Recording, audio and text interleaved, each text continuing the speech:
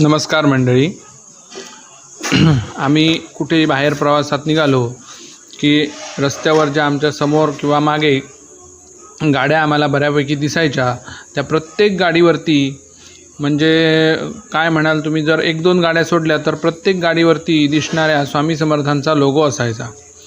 आमच्या पण मनात असंच होतं की आपण आपल्या गाडीवर असा लोगो घालून घेऊया.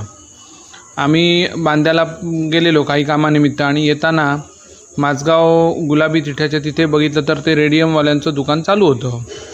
मग माझी मिसेस म्हणाली की आपण पण असा लोगो स्वामी समर्थांचा गाडीवर घालून घेऊया. मग आम्ही तिथे थांबलो. त्या काकांना सांगितलं की आम्हाला अशा प्रकारचा लोगो पाहिजे.